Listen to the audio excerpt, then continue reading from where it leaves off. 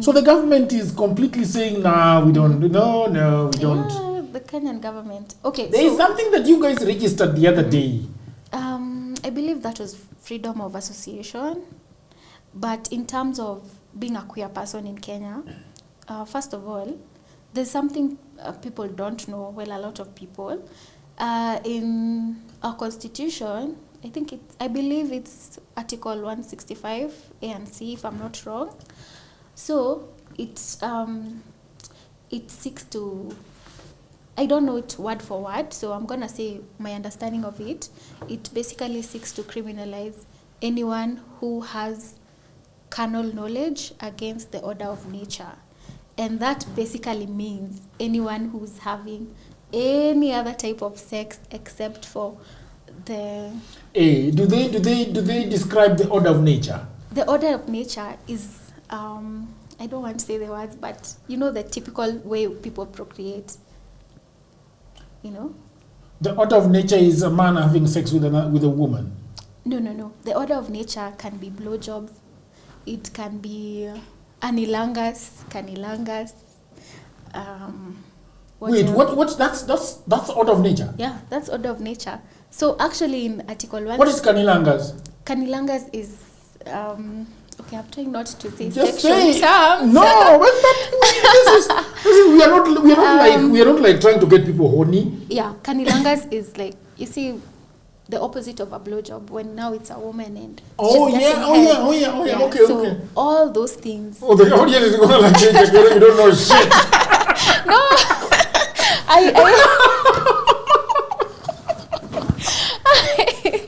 No, I don't mean to come off like I know everything, because I don't. But basically, any other form of sex that is not a penis penetrating a vagina, it goes against the order of nature. You see? Do they actually describe that in the constitution? Yeah. Like the penis and the vagina? They don't. Can we check it up? Yeah, I don't have data. Let me check. Anyone with data, let's look. If I'm not wrong, it does, but let's confirm. And then that can attract a jail term of up to 14 years. And you see, the funny thing with that, it doesn't matter if you're gay or not, it cuts across everyone. But now, in Article 165, it specifically talks about gross indecency between men, whether in private or public. Gross indecency. Gross indecency. And guess what the examples can be? It can be cuddling, sharing a bed, hugging, touching each other's like clothed body for sexual gratification, all of that. So it's a very old way of thinking. Why did they come out with that in the constitution? I think it's in the 2010 constitution. But I'd this like one us to confirm. Road. Yeah, I'd like us to confirm everything so that, you know. And that can attract a jail term of up to 5 years. Let me buy data and then we check, Cindy. Yes. Let me buy data and check, because that's very interesting. I know. So I feel like, okay, first of all, it's not illegal to declare that you're a lesbian or you're gay, or the thing that can land you in jail. But that means is the act. The act is the problem. You wait, Mishi. If you're telling people you are gay, you are lesbian, we know. But do you have evidence? No. Can you prosecute me without evidence? No. You see, that's the... So what then would be the evidence? That they caught you red-handed? I mean, it would be obvious. You'd have to be caught red-handed. And what will they produce in court? And actually, by the time someone is catching you red-handed, what are they doing? How did they catch you? I'm just asking you, if they catch you red-handed, police catches you red-handed, in act, in bed, how are they going to prosecute that? Are they going to just believe the police officer? I don't think so, because I would love to think that all courts need evidence to, you know, make a decision on any case. And even when it comes to that point, you're actually, by the time you're producing that evidence, you're violating someone's privacy. So it's a very nuanced conversation, you see? Yeah. Yeah. So what are we searching on? We're searching Article 165 A and C. It prohibits acts of gross indecency between men, or the procurement or attempted procurement thereof, with a penalty of 5 years. But you see, now they quote it at gross indecency between men. Yeah, but see now. Is there a place where they expand it? Okay, let me look for that. Article 162 punishes carnal knowledge against the order of nature. Yeah. So can we? Okay, let's ask ChatGPT what is carnal nature, Sindio? Carnal knowledge of the order of nature. Carnal knowledge of the order of nature. Knowledge of the order of nature. Of the order of nature. Yeah. Carnal knowledge of the order of nature meaning. Okay, there we go. The phrase carnal knowledge of the order of nature is a somewhat archaic ChatGPT. Not the cake. It's somewhat archaic legal and philosophical term that typically refers to sexual acts that are in accordance with traditional natural laws of human reproduction. Historically, this term has often been used in the context of legal and moral discussions to denote actions considered natural or ordained by nature, especially in relation to sexual behavior. In essence, carnal knowledge generally refers to sexual intercourse or physical intimacy. Sindio, hiyo sasa tumejua carnal nature nini. Order of nature often implies what is seen as natural in terms of biological reproduction. Biological, hivi njo. Or traditional understandings of sexuality. Together, the phrase generally seeks to differentiate between what is considered natural sexual behavior versus unnatural behavior, although what is deemed natural has varied greatly across cultures and time periods. My question, though, that you did not answer is there a place in the Constitution where it explicitly describes carnal of order of nature? Okay, can I also search again? Yeah. Let me get one of my favorite resources. Okay, so this is what I use. It's a project by the Gay and Lesbian Commission of Kenya. Gay and Lesbian Commission? Yeah. What do you mean I commission? mean GALC. It's a project by GALC, and they're basically educating people on their rights as LGBTQ people. So this is the resource that I'm using. And hopefully maybe after the episode I can find the direct quotes of the examples of what is not carnal knowledge, but basically carnal knowledge... oh, there we go. It's there. Yeah. Carnal knowledge against order of nature is any sexual activity between two or more persons that does not involve the penis penetrating the vagina. Wow. Yeah. So all these people judging out here, you're committing a crime too, honey. You know. This includes anal sex. Hey. Yeah.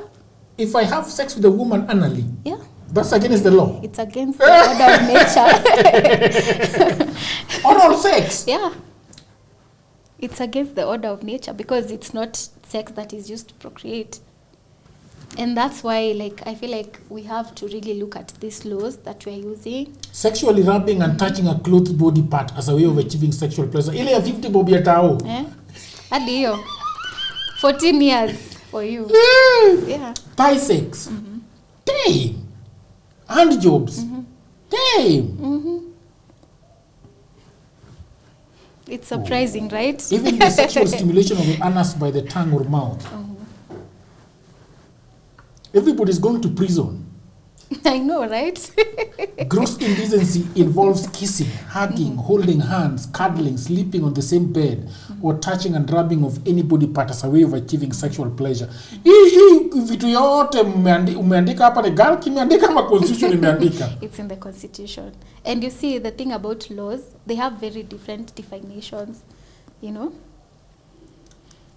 Gross indecency involves kissing, hugging, holding hands, cuddling, sleeping on the same bed, or touching and rubbing of any part of the body. Section 165 only applies to sexual conduct between men. If someone is found guilty under this law, he can be sentenced to a maximum of 5 years in prison.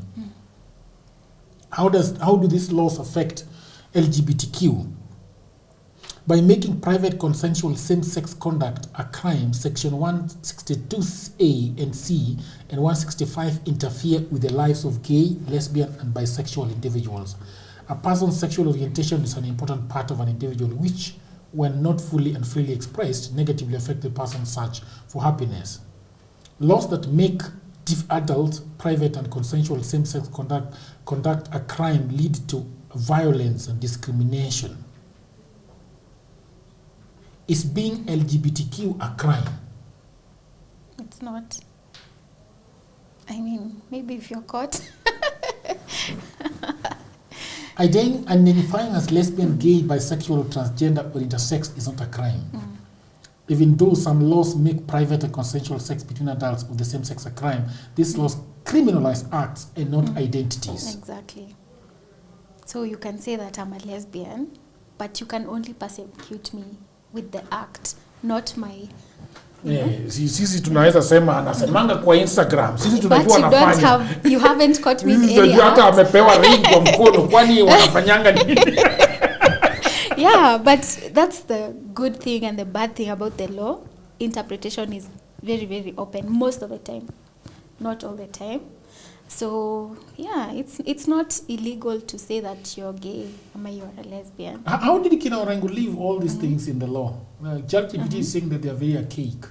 I mean, I they think actually left all those in the law, and they knew that there are men and women who are sleeping together and having anal sex. Yeah, so I don't know if the previous constitution was the same. Honestly, that's ignorance on my part. They just changed a few things that they were interested in. I and agree left with most that. of those ones intact. Yeah. I think that's what they did. Cindy? Yeah, but hopefully one day... is the community trying to change the law?